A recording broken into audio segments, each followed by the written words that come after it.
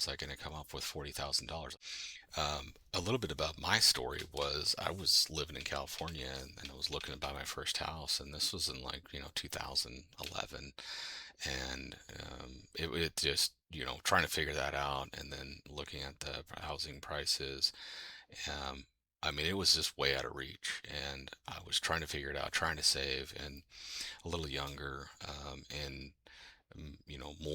more energy that I have now, but basically was focusing on how can I get that first house. But um, really, what I used was the method of borrowing from my 401k. So it was really difficult to obtain a down payment.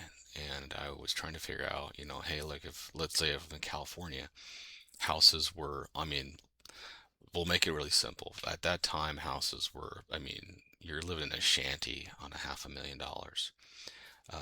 The houses that we were looking at, nothing fancy, maybe a two bedroom, maybe a three bedroom, 800,000.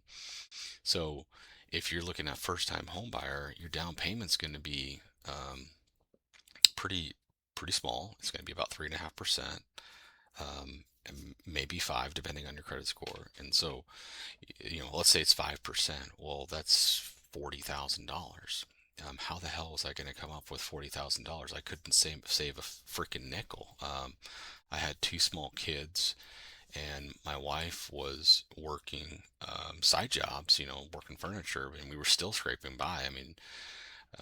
If she would have worked outside the house, it would have been worse because it wouldn't have paid daycare and nanny, and that's just not something that we were. It wasn't even financially beneficial. You probably break even, and or worse, you just create more problems for yourself and more stress. Cost of living at that time, it was just super high, and the down payment wasn't going to happen.